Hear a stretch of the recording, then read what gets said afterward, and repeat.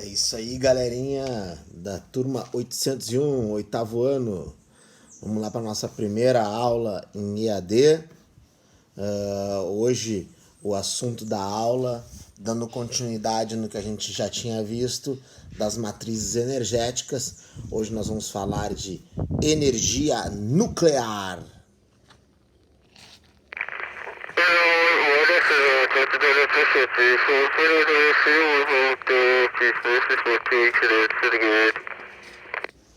Estamos com um problema no reator 1. Estamos com um problema no reator 1.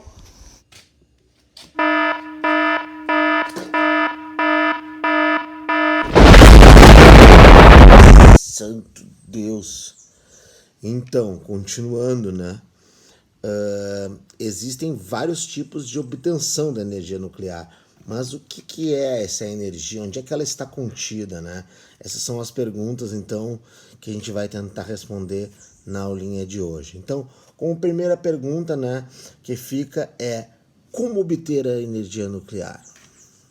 Bom, são dois processos básicos de obtenção, então, da tal da energia nuclear, certo?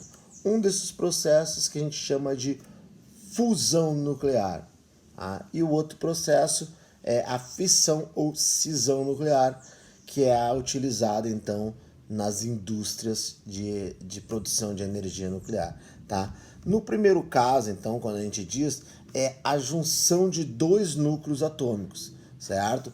E o segundo, o núcleo ele é bombardeado com partículas menores, né? Que vai ocorrer então a sua fragmentação e a exposição desse núcleo e a saída então dessa energia, tá? A energia nuclear ela pode ser transformada em energia elétrica, né, em eletricidade, certo? E é o que nós fazemos então nas centrais nucleares, usando então a cisão nuclear ou a chamada de fissão nuclear. Já as estrelas, né, como o nosso Sol, querido Sol maravilhoso brilhando lá atrás, tá?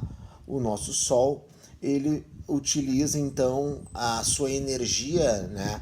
Ela vem então da fusão de núcleos, principalmente de um elemento chamado hidrogênio, número 1 da nossa tabela periódica. As indústrias nucleares, elas vão utilizar principalmente dois elementos, tá?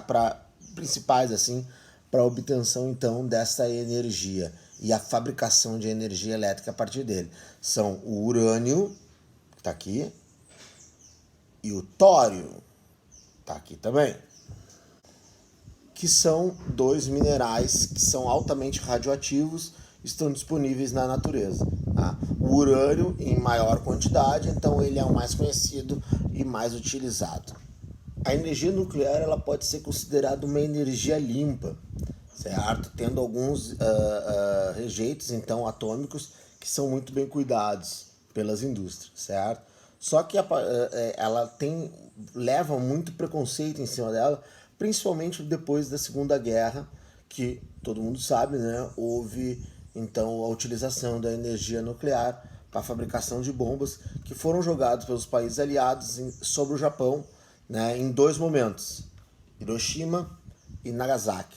Então, que isso levou então à destruição dessa parte do Japão, certo? E alguns acidentes que ocorreram também em algumas indústrias de produção de energia, certo?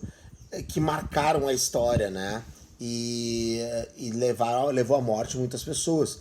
Por exemplo, nós temos então em 26 de abril de 1986, onde que ocorreu então a explosão de um dos reatores de Chernobyl, certo? Na Ucrânia, durante um teste de segurança, tá? Então vou botar aqui para vocês verem.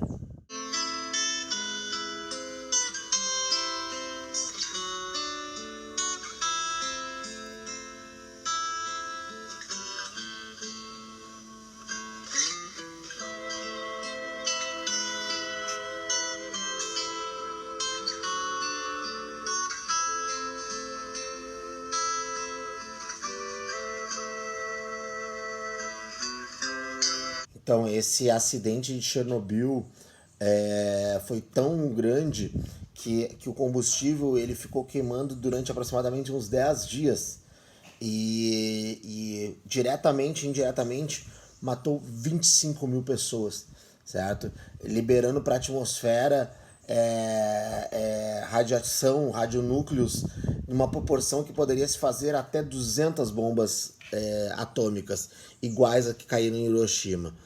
Toda a Europa sofreu com isso, mas principalmente a região, então, da Ucrânia, né? Basicamente toda ela ficou. Então esse foi um dos maiores acidentes já registrado, tá? Mas é importante dizer que essa energia ela tem muitas vantagens, apesar desse perigo todo, tá? Na iminente falha de alguma coisa, aí essa energia ela é altamente segura, tá? E muito eficaz na produção, né? Na quantidade de energia que sai então dos átomos. Lembrando que essa liberação ela vem de dentro do núcleo atômico, certo?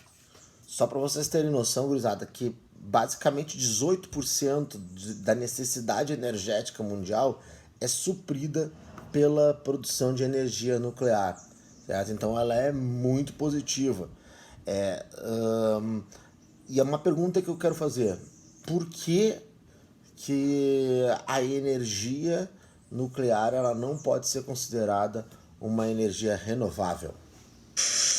Ela não é renovável porque as indústrias utilizam o urânio, que é um recurso que pode acabar na natureza.